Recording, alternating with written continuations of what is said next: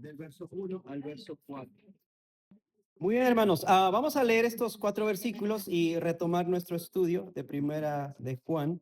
Vamos a leer, voy a leer y pueden ustedes seguirme ahí con sus miradas. Dice la palabra del Señor, primera de Juan, capítulo 1, del verso 1 al verso 4. Lo que era desde el principio, lo que hemos oído, lo que hemos visto con nuestros ojos, lo que hemos contemplado y palparon, dice, nuestras manos tocante al verbo de vida, porque la vida fue manifestada y la hemos visto y testificamos y os anunciamos la vida eterna, la cual estaba con el Padre y se nos manifestó. Versículo 3. Lo que hemos oído, perdón, lo que hemos visto y oído, esto os anunciamos para que también vosotros tengáis comunión con nosotros, y nuestra comunión verdaderamente es con el Padre y con su Hijo Jesucristo. Termina el versículo 4, estas cosas os escribimos para que vuestro gozo sea cumplido. La semana anterior empezamos con este estudio de estos versículos, y básicamente estos 4 versículos, ¿recuerdan qué es lo que nos está enseñando Juan ¿verdad? El Espíritu Santo? Y a modo de recordatorio, estamos viendo dos verdades, dos principios, podemos llamarlo así. Pero básicamente los verdaderos creyentes debemos tener una perspectiva bíblica de quién es Jesucristo. ¿Recuerdan? Y prácticamente aquí parte todo de un entendimiento correcto de quién es Jesucristo. Es decir, un verdadero creyente debe afirmar la eternidad de Jesucristo, y un verdadero creyente debe afirmar, ¿recuerdan cuál es la segunda? La encarnación de Jesucristo. Entonces, los verdaderos creyentes tienen una perspectiva bíblica de Jesucristo, es decir, afirman su eternidad, uno, y dos, afirman su encarnación. Y esto es importante. Veíamos en el versículo 1 este primer principio, lo que era desde el principio. ¿Recuerdan esta frase? Introducíamos la semana anterior. Sin lugar a duda hace referencia a Jesucristo, a la persona de Jesucristo, pero por la forma en la que escribe. ¿Recuerdan? Veíamos, Juan no está pensando solamente en la persona de Jesucristo, sino está pensando en la persona y en la obra de Jesucristo. El evangelio como tal está centrado en una persona y en la obra que él hizo. Pero veíamos como el corazón de Juan escribiendo estos 4 versículos, introduciendo esta carta. El punto de alguna manera es el versículo 3. ¿Recuerdan? Este es como el corazón de estos versículos. Lo que hemos visto y oído, eso os anunciamos. ¿Para qué? Anunciamos para qué, para que ustedes, ¿no es cierto?, tengan comunión. Es el deseo de Juan, es decir, estos hermanos que estaban en Asia Menor tengan comunión con quién, con Juan específicamente. ¿En qué sentido tengan comunión? ¿Recuerdan lo que veíamos? Es decir, los hermanos en estas iglesias debían creer lo que Juan cree respecto a Jesucristo específicamente, y pues en términos generales respecto a la doctrina, a las escrituras. Entonces, miren, este es el corazón de Juan, pero pensando un poquito, ¿por qué Juan les escribe, les dice, o sea, les escribo esto, les anuncio para que ustedes tengan comunión, algo en común, ¿verdad? Como un mismo sentir, una misma creencia? ¿Por qué le escribe esto? ¿Recuerdan por qué? Veamos la semana anterior. ¿Recuerdan?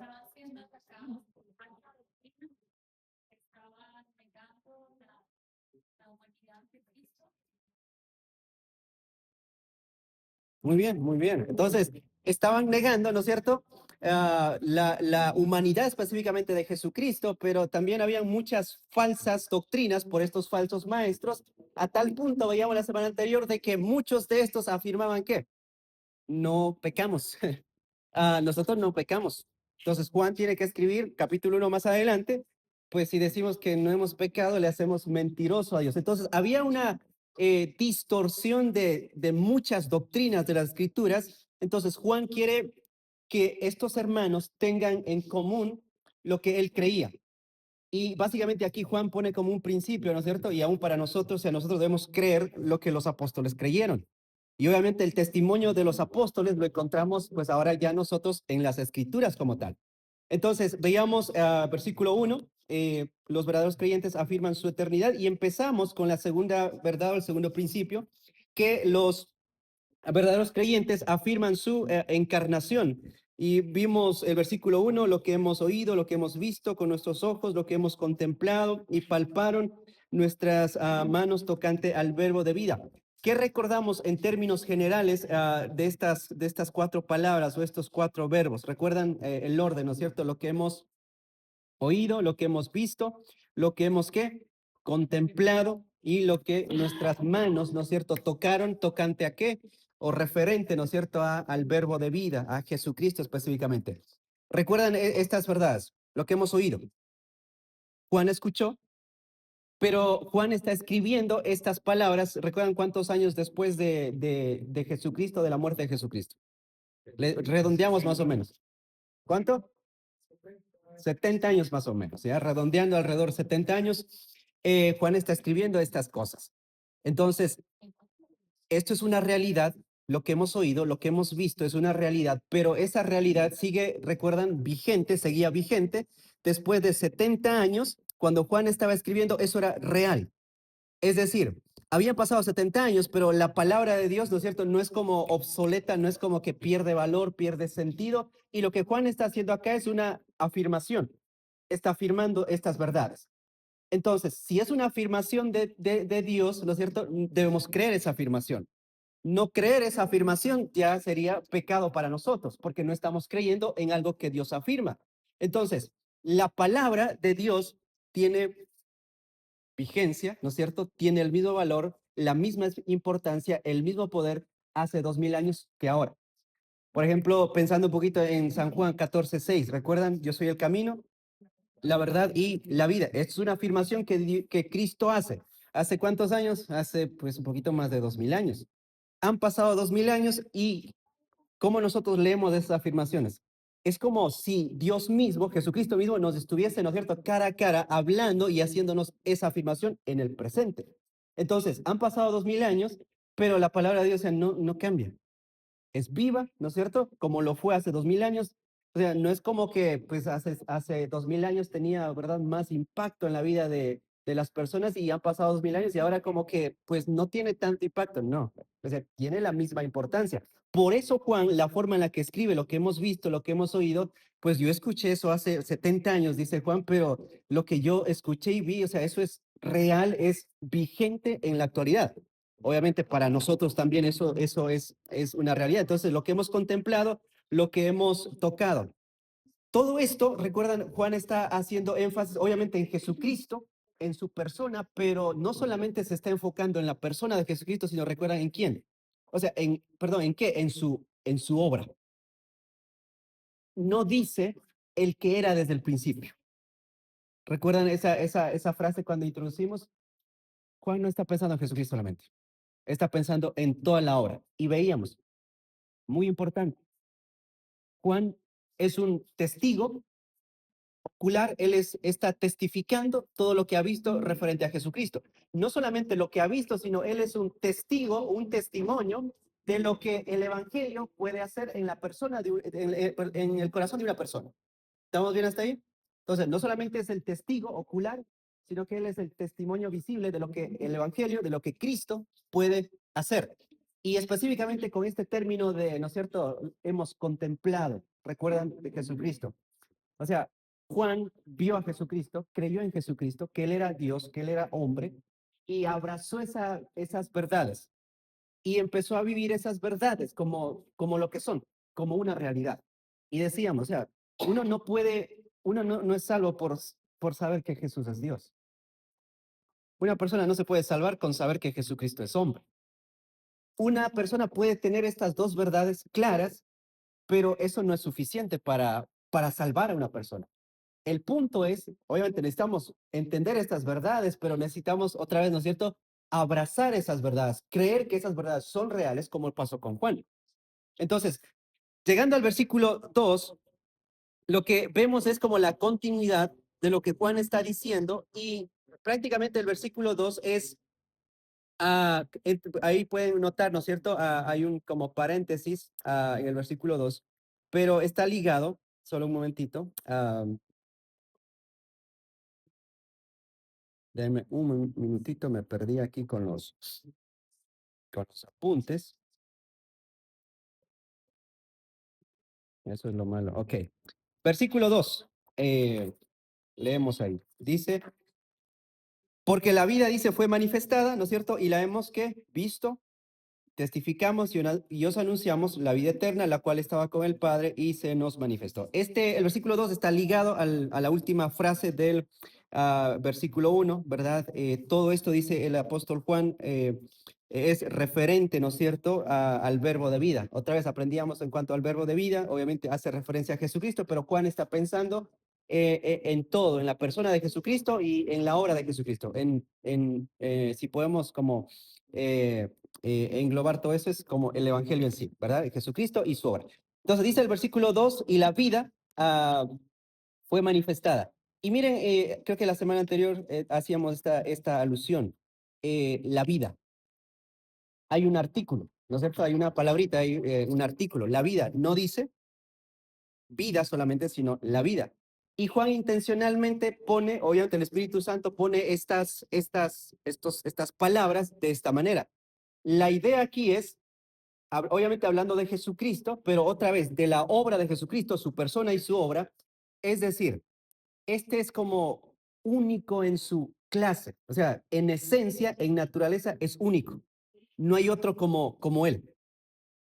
¿Sí logran entender? Por el artículo que pone Juan, o sea, lo que quiere resaltar de Jesucristo es, o sea, es único en su clase. En naturaleza, en esencia, o sea, no hay otro como él. Y quiere que los hermanos en estas regiones de Asia Menor entiendan. O sea, Jesucristo no es comparable, no puede ser comparado con absolutamente ninguna persona. No solamente Jesucristo, sino el Evangelio no tiene sustituto, es único. Y dice, esta vida fue manifestada, ¿no es cierto? La idea de manifestar es hacer algo, ¿verdad? Visible, algo que estaba oculto. ¿Qué nos está diciendo Juan en términos generales? Dios no se reveló jamás de forma humana hasta el ministerio terrenal de nuestro Señor Jesucristo. ¿Estamos bien hasta ahí? Dios jamás se reveló, ¿no es cierto?, en carne, en forma humana, sino hasta el ministerio terrenal, ¿no es cierto?, cuando la vida, en términos de Juan, se hizo visible para la humanidad. Y Juan usa otra vez este término, y que hemos visto. Ya lo había mencionado el versículo 1. Esta es la segunda vez de las tres que Juan va a mencionar en estos 4 versículos. Otra vez, lo que hemos visto, ¿no es cierto? ¿Qué decíamos de esto? Es una realidad, es una afirmación que Juan está haciendo. Han pasado 70 años, pero pues esto es vigente, o sea, no ha cambiado. No es que pasaron 70 años y lo que Juan vio de Jesucristo cambió, varió, no, es igual. Y añade estas palabras, y testificamos. Ah, estas dos palabritas, lo que hemos visto y lo que testificamos. Estos dos términos son términos legales. ¿Estamos bien hasta ahí? Son términos legales. ¿En qué sentido? Cuando uno va a un tribunal, ¿no es cierto? A una sentencia, a un juicio, hay normalmente hay testigos, ¿no es cierto? Para aclarar, verificar, dar testimonio de algo. Entonces, estos dos palabritas, lo que hemos visto y lo que y testificamos, son dos términos legales que hacen alusión, ¿no es cierto?, ante una declaración de una persona que está declarando ante un tribunal, pero dos cosas muy importantes. Este testigo es como va a ofrecer, ¿no es cierto? No solamente va a ofrecer su testimonio, es decir, él no solamente ha visto, no solamente va a testificar y decir, bueno, yo vi, yo soy un testigo ocular, sino que él mismo va a avalar lo que está diciendo. Es decir, no necesita otro testigo para que avale o afirme lo que él está diciendo. Entonces, estas dos palabras comunican, por un lado, que él va a ofrecer, ¿no es cierto?, una prueba de que es testigo ocular, pero también él mismo va a avalar, o sea, la verdad de lo que está diciendo. Entonces, Juan aquí está presentándose como un testigo ocular, pero pues él mismo, o sea, va a avalar, a afirmar lo que él está diciendo. Obviamente esto entendemos, pues él tenía autoridad de parte del Señor, delegada por parte del Señor. Entonces, en términos generales, lo que Juan está haciendo es aquí es como mostrando la autoridad de lo que él está diciendo. O sea, lo que yo estoy diciendo es verdad. No es mentira. O sea, yo no estoy tratando de manipular, ¿verdad?, a los hermanitos. Yo no estoy tratando de convencer a los hermanos. No, o sea, él tenía autoridad. Y por eso Juan usa estas dos palabritas de manera unida. Yo vi, yo soy el testigo ocular, pero yo soy el que también, ¿verdad? avalo la declaración que yo estoy haciendo. Es como presentándose frente a un juicio. Entonces, todo lo que Juan está diciendo es verdad. Otra vez, esto no es rumor, ¿no es cierto? No es que alguien le contó al apóstol Juan sobre estas verdades. Entonces, Juan dice, no solo vimos, sino que ahora proclamamos lo que hemos visto con autoridad. ¿Sí entendemos un poquito eso? No solamente hemos visto, sino que ahora proclamamos todo lo que hemos visto, testificamos todo lo que hemos visto, pero lo hacemos con autoridad. Esto era muy importante. Habían falsos maestros, recuerdan, muchos falsos maestros que o sea, reclamaban una autoridad apostólica como lo tenían estos 12. Entonces Juan tiene que hacer esta afirmación. O sea, pues nosotros tenemos autoridad y la autoridad que tenían los discípulos no era una autoridad que, digamos, a algún hombre les había dado, no, Jesucristo mismo fue el que les dio la autoridad. Entonces, dice, lo que vimos, ¿no es cierto? Evidencia, testigo ocular, testificamos, es como una proclamación pública, confiable, son hechos reales. Y Juan está dejando claro que el mensaje que él está proclamando, anunciando, es real, no son ideas, no son invento. Entonces, al parecer, cuando hablamos de lo que Juan está haciendo, o sea, Juan está dando testimonio, él es un testigo. Tanto en el Evangelio de Juan y en sus cartas, Juan, o sea, enfatiza mucho esta área de testigos, de testificar. Por eso muchos dicen que uno de los temas de estas cartas podría ser de un testigo dando testimonio de la verdad. Por ejemplo, Juan 18, no tienen que abrir, les voy a leer versículo 37. Son las palabras del Señor Jesucristo y les dijo, dice entonces Pilato, ¿verdad? Luego, ¿eres tú rey? Respondiendo Jesús le dijo, tú dices que yo soy rey.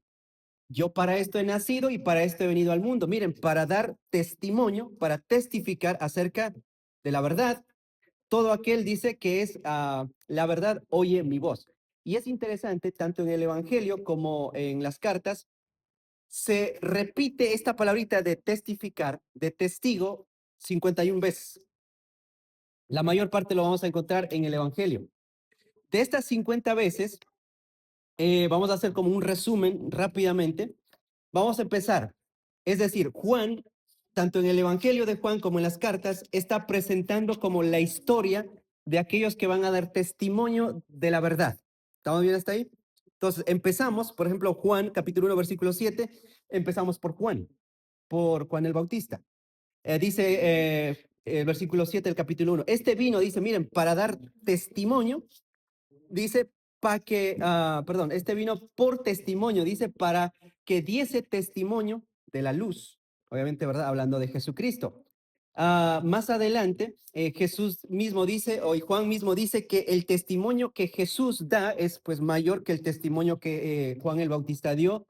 Dice Juan 5:36, mas yo, dice, tengo mayor testimonio que el de Juan, porque las obras que el Padre me dio, dice, perdón, porque las obras que el Padre me dio, dice, se han cumplido. Las mismas obras, dice, que yo hago, dice, dan testimonio, dice el Señor Jesucristo, de mí. Entonces, vemos a Juan dando testimonio a Juan el Bautista de la verdad, a Jesucristo mismo, vemos testificando, ¿no es cierto?, a sí mismo, que Él es la verdad. Vemos en Juan 5:37 a Dios, el Padre, testificando acerca de Jesucristo, porque dice también el Padre que me envió, dice, ha dado testimonio de mí. El capítulo 8, versículo 18 también dice, yo soy, dice, el que doy testimonio, mire, Jesucristo, de mí mismo, y el Padre que me envió da testimonio de mí. Entonces tenemos aquí, ¿no es cierto?, a Juan dando testimonio, a Jesucristo dando testimonio de sí mismo, de la verdad, a Dios dando testimonio de Jesucristo, y dentro de este grupito vienen los 12 discípulos dando testimonio acerca de Jesucristo, los 12 que Jesucristo escogió. Por ejemplo, Juan 5:27 dice, y vosotros, dice el Señor Jesucristo, hablando a sus discípulos, daréis, miren, testimonio también, porque dice, han estado conmigo desde el principio. Y aquí obviamente aparece también Juan de manera personal, al final de los Evangelios 19:35, capítulo 19, versículo 35, dice Juan. Y el que dice, y el que lo vio, dice, da testimonio. Juan está escribiendo. Dice, el que lo vio, es decir, él da testimonio y su testimonio, es decir, el testimonio de Juan es verdadero. Capítulo 21, versículo 24, dice, este es el discípulo que da testimonio. Es decir, Juan está escribiendo y dice, ¿verdad? Yo soy el discípulo que da testimonio de estas cosas y escribo estas cosas y sabemos que su testimonio, o pues sería mi testimonio, en este caso, dice Juan, es verdadero. Entonces, llegando a primera de Juan, en ese hilo de pensamiento, ¿no es cierto? O sea, Juan va a presentar otra vez como estas evidencias y él se va a presentar como un testigo. Eso es lo que está haciendo en los primeros versículos. Capítulo 4, versículo 14 de Primera de Juan también hace esta alusión, dice, y nosotros hemos visto, miren, y testificamos que el Padre ha enviado al Hijo, el Salvador del mundo. Entonces, ¿qué es lo que está haciendo Juan? Juan está, ¿no es cierto?, testificando acerca de la vida, esa vida que fue manifestada, que apareció, y dice, nosotros hemos oído, hemos visto, hemos palpado, hemos tocado, y nuestro testimonio, ¿no es cierto?, respecto a al verbo de vida o a la palabra de vida es, pues, verdad. Estamos afirmando lo que hemos visto. Entonces, esto es lo que Juan anuncia. La vida eterna, dice el versículo 2, la cual estaba con quién? Con el Padre, y ahora se nos ¿qué? Ha manifestado. Ojo con esto, la vida eterna, la cual estaba con el Padre. La vida eterna, ¿a quién hace referencia o a qué?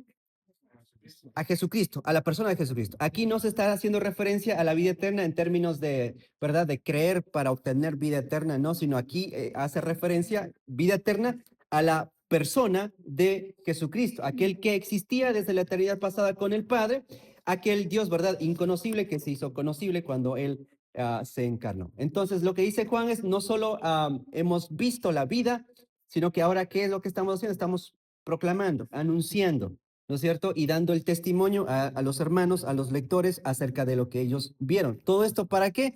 Para que ellos tengan comunión con Juan específicamente. Versículo 3. Y pongan mucha atención al versículo 3. Lo que hemos, ¿qué? Visto y oído, esto os anunciamos en sus Biblias. Versículo 1 y versículo 3. Lo que hemos oído, lo que hemos visto, lo que hemos palpado, lo que hemos tocado. Versículo 3, lo que hemos visto y oído. ¿Hay alguna diferencia?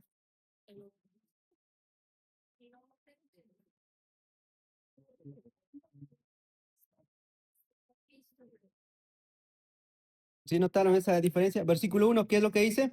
Lo que hemos oído y luego lo que hemos visto. Versículo 3, lo que hemos visto, lo que hemos oído. La pregunta para ustedes. Examen. ¿Por qué hay ese cambio? Juan se equivocó. El Espíritu Santo se equivocó, ¿verdad? Como al...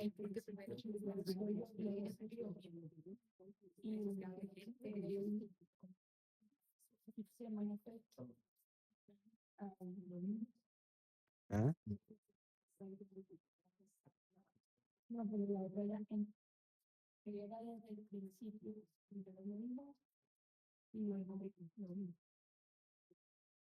¿Ya?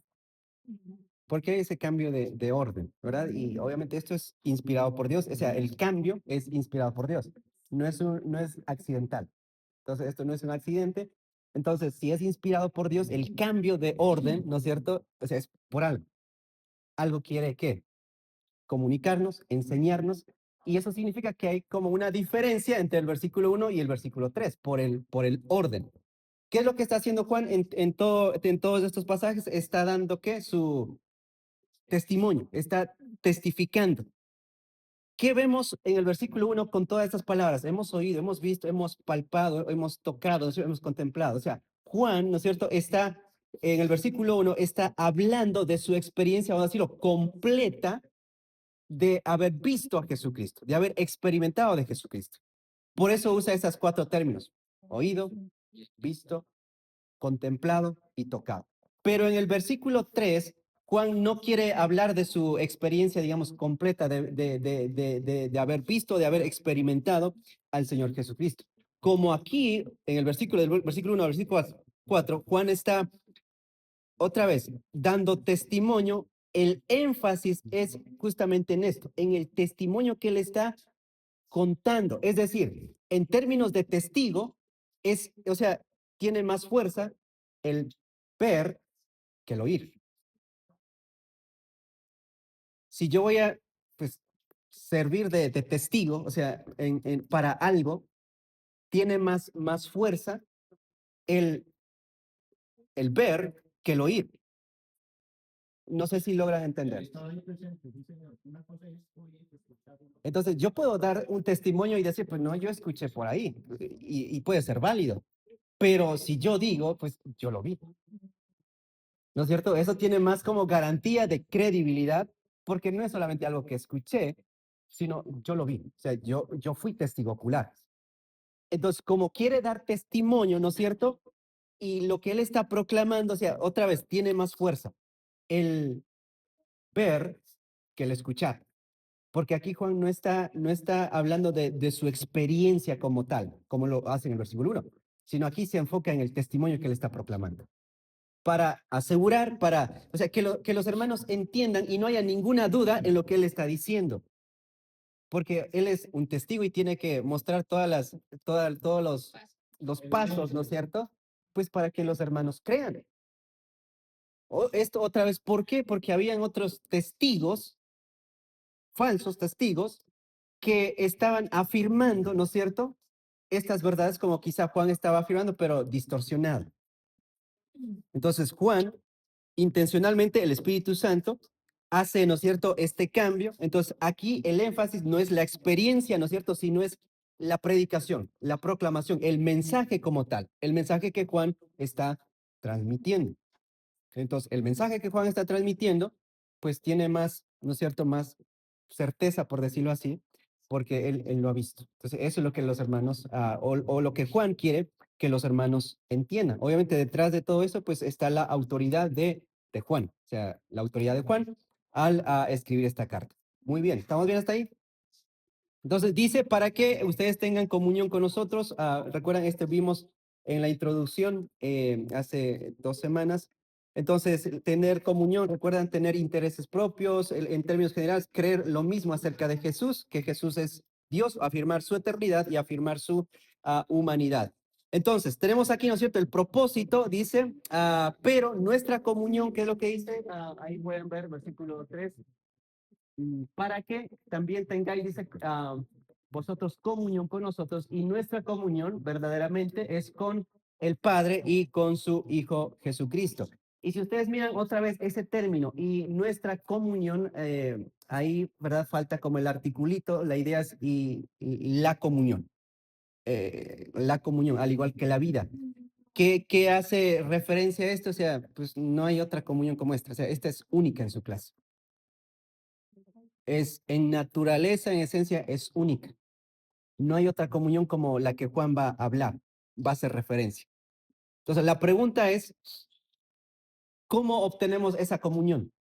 Porque Juan dice, para que ustedes tengan comunión con nosotros, pero, ¿no es cierto? Pues la verdadera comunión, la comunión es con el Padre y con su Hijo Jesucristo. Entonces, la pregunta para nosotros es cómo nosotros obtenemos esa comunión. Pensando un poquito en Juan y en los hermanos, ¿cómo una persona podía obtener comunión, ese tipo de comunión? La comunión.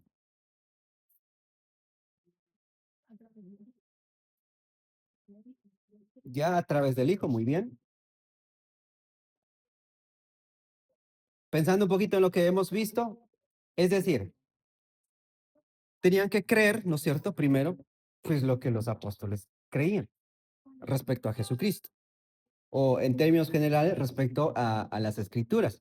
Entonces, escuchaban el mensaje, debían escuchar el mensaje de los apóstoles, debían recibir el testimonio de los apóstoles, ¿no es cierto? El testimonio de las escrituras. Otra vez, este testimonio no es, ¿no es cierto? No es una experiencia mística, no es como que, ¿verdad? Soñé que, no es revelación, ¿no es cierto? Que muchos dicen, no, el Señor me reveló.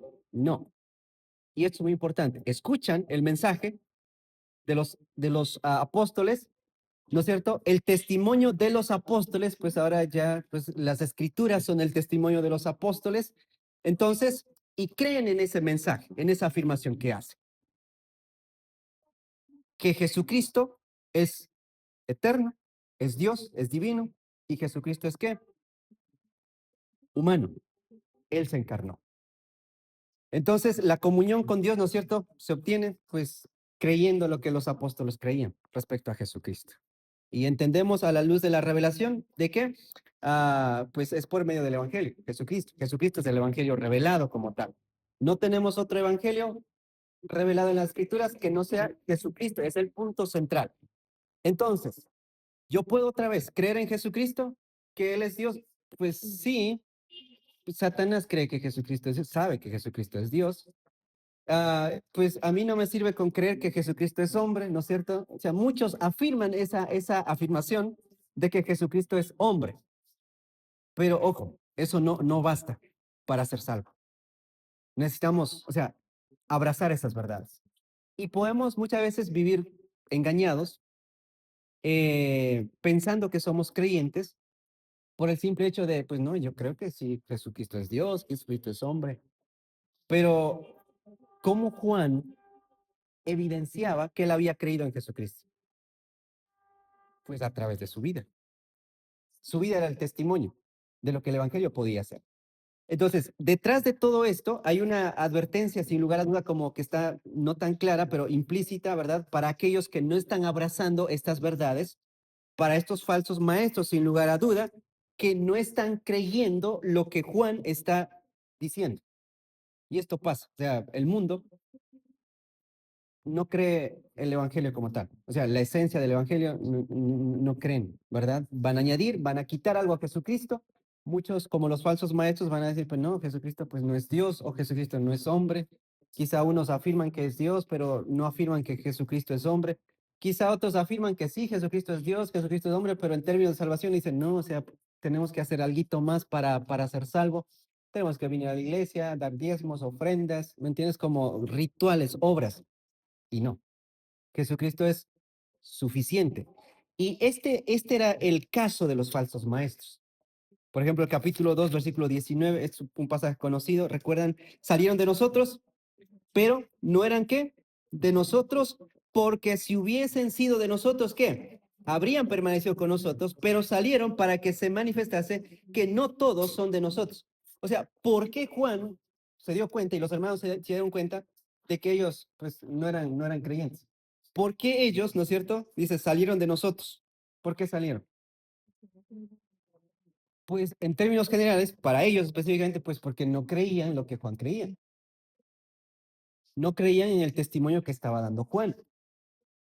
Entonces, para ellos era importantísimo, para Juan, que ellos crean lo que Juan creía. ¿Por qué era esto importante? Porque otra vez habían otros apóstoles falsos, maestros, que aún decían tener la autoridad delegada por Dios. Entonces, Juan tiene que decirles como, no, ellos no tienen ninguna autoridad delegada por Dios. Este es el Evangelio, esto es lo que anunciamos, esto es lo que deben creer. Y termina el versículo, regresando a primera de Juan, eh, y vuestra comunión, ¿no es cierto? Dice, verdaderamente es con el Padre y luego con su Hijo Jesucristo. Pensando un poquito en esto, con el Padre y con su Hijo Jesucristo. ¿Por qué aquí hace alusión y dice, tranquilamente Juan pudo decir con el Padre y con el Señor Jesucristo, ¿no es cierto? Tranquilamente pudo haber dicho eso, pero intencionalmente introduce este, esta palabrita, hijo. Se entiende, o sea, se entiende, si ustedes quitan hijo, se entiende lo que Juan quiere comunicar, ¿verdad? La comunión es con el Padre y también con el Señor Jesucristo. Pero ¿por qué hace alusión y dice hijo, hijo de Dios? ¿Qué de importante era para los hermanos de Asia Menor entender esta verdad? Que Jesucristo es hijo de Dios. Esto es importante, o sea, otra vez, no es como que a Juan como, pues dijo, bueno, voy a añadir hijo, ¿verdad? Como al azar. No, ya dice para que puedan distinguir entre el padre y el hijo. Y aquí es muy importante, obviamente pensando en estos dos contextos, tanto gentiles, ¿verdad? Y también judíos. Para los gentiles, este término, título, ¿verdad? Hijo de Dios, ah, obviamente hacían referencia, ¿no es cierto?, a sus dioses, a sus deidades, para muchos de ellos, por ejemplo, el emperador como tal tenía este título de hijo de Dios y por eso muchos divinizaban a los emperadores. Para muchos este título hijo de Dios, ¿no es cierto? No solamente era para hacer referencia a los emperadores, sino también como a los dioses, ¿verdad? Entre comillas, como de la mitología romana específicamente. Entonces ellos usaban mucho este título de hijo de Dios para hacer referencia a la divinidad. Por eso los emperadores eran considerados divinos, seres sobrenaturales. En el pensamiento judío, para un judío, el título hijo de Dios, o sea, era, tenía una connotación mesiánica que estaba ligado a la promesa, al pacto. Específicamente, segundo de Samuel 7:14, estas son las promesas del pacto. Dice, yo seré, dice, a él por padre y él me será por hijo. El Señor Dios hablando acerca de Jesucristo. Salmos 2, 6, 7, miren lo que dice. Pero yo he puesto, dice, mi rey sobre Sión, mi santo monte. Yo publicaré, dice, el decreto, porque Jehová ha dicho, mi hijo eres tú, ¿verdad? Yo te engendré hoy. Y es interesante, este título, Hijo de Dios, estaba ligado a la promesa, al pacto, y este título se ve también, por ejemplo, en Romanos capítulo 1, versículo 4. Miren lo que dice, que fue, dice, declarado, miren, Hijo de Dios, con poder, según el Espíritu de Santidad, por la resurrección de los muertos. O sea, el punto de Juan es, o sea, Juan quiere que entiendan, y por eso usa este nombre, título, que Jesús es Dios, que es de la misma naturaleza, de la misma esencia que Dios mismo. No es un ser inferior. No es un ser, ¿no es cierto? Pues el Padre es 100% Dios y el Hijo 99.9. No, es Dios mismo. Por lo tanto, ¿no es cierto? Pues Cristo tiene la capacidad suficiente para salvarnos. Y obviamente esto también para hacer distinción, ¿no es cierto? Por las deidades que ellos tenían y cómo ellos utilizaban este título Hijo de Dios, ¿verdad? Para divinizar, por eso divinizaban a sus emperadores. Entonces, tener comunión con Dios, pero también tener comunión con Jesucristo, ¿verdad? Podemos tener comunión con los dos porque los dos son Dios en esencia y naturaleza, son iguales, no hay ninguna diferencia entre el Padre y el Hijo. Y termina el versículo, miren, el versículo 4. Y estas cosas, dice, escribimos a ustedes, ¿no es cierto? Para que el gozo de ustedes o de nosotros, dice, la idea, ¿no es cierto?, sea llenado a plenitud. Dice la Reina Valera, ¿cierto? Para que vuestro gozo sea cumplido. Y quiero solamente leer de un hermano comentarista, hace referencia a esto, se llama Martin Lloyd Jones. Miren lo que dice referente al versículo 4. Hay una cosa, dice, solo hay una cosa que puede producir gozo verdadero. Y es, dice, la contemplación de Jesucristo. El gozo es la respuesta y la reacción del alma al conocimiento del Salvador. Un mal entendimiento de Cristo jamás va a producir gozo, y esta, dice, era una de las preocupaciones de Juan. Juan invita a sus lectores a que tengan comunión no solo con el autor, sino también con el Padre y con Jesucristo, y de esta manera conocer, dice, a Dios verdaderamente. Esto hará, dice, que su gozo sea cumplido. Pensando pues en Juan, ¿verdad? Si los hermanos creen lo que Juan cree, ¿verdad? Pues la idea es iba a producir gozo en el corazón de Juan, pero también la idea es, pues, los hermanitos, ¿verdad? Iban a experimentar gozo, ¿verdad? Cuando crean lo que Juan les está diciendo, el testimonio de Juan. Y es interesante lo que dice este hermano, un mal entendimiento de Cristo jamás, miren, va a producir gozo verdadero. Por eso es que nosotros buscamos gozo, ¿no es cierto?, en otras cosas fuera de Cristo. Trabajo, personas, dinero, ¿no es cierto? Tantas cosas en las que hijo, familia, ¿me entienden? Buscamos satisfacernos, buscamos gozo. Entonces, un mal entendimiento de Cristo, específicamente lo que estamos viendo. O sea, si no entendemos que Jesucristo es eterno, es Dios, si no entendemos que Jesucristo es hombre 100%, y si no entendemos el evangelio, la persona y la obra de Jesucristo, su vida, su muerte, su resurrección, y abrazamos esas verdades, pues en términos del apóstol Juan, ¿no es cierto? Jamás vamos a experimentar el gozo verdadero. Entonces, Juan, ¿no es cierto? Cuando hablamos de la introducción, o sea, Juan es una carta muy propicia, muy importante para nosotros, muy relevante. Han pasado 2000 años, ¿no es cierto? O sea, miren, la primera iglesia, los primeros hermanos, estamos hablando, recuerdan Juan, más o menos en qué fecha pusimos a primera de Juan, como por el 96, ¿no es cierto? Ya cerca de terminar el primer siglo. Miren, pues habían pasado 70 años desde que Jesús murió y miren cómo se había distorsionado, cómo se estaba distorsionando el Evangelio. Específicamente en el contexto de Juan, ¿recuerdan el docetismo? ¿Qué es lo que decía el docetismo? Que Jesucristo parecía un hombre, no era un hombre. Tenía una apariencia de hombre, pero realmente no era un hombre. Entonces, y ligado a esto, ¿no es cierto? El gnosticismo. ¿Qué decía el gnosticismo? En términos generales, el espíritu es bueno y la carne es mala. Por eso ellos no podían concebir cómo es que si Jesucristo es Dios, cómo puede habitar en un cuerpo malo, pecaminoso, porque ellos hacían esas distinciones, por eso no aceptaban a las dos naturalezas del Señor Jesucristo. Pues en términos de falsa doctrina, pues eso no ha cambiado, o sea, hasta ahora, ¿no es cierto? Muchas sectas, religiones que creen de Jesucristo, pues creen que Jesucristo no es Dios.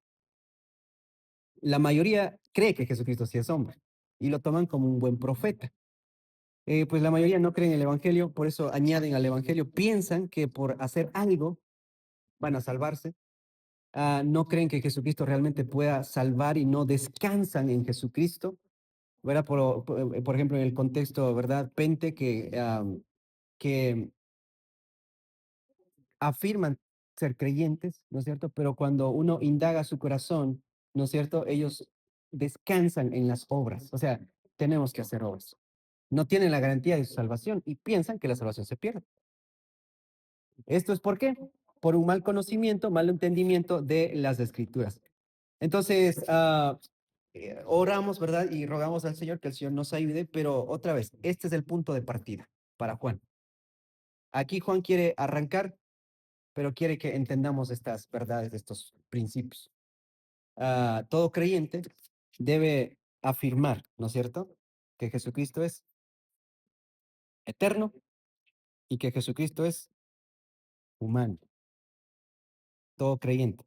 Y ese es tener una perspectiva bíblica de Jesucristo. Muy bien, ¿alguna inquietud, duda, queja?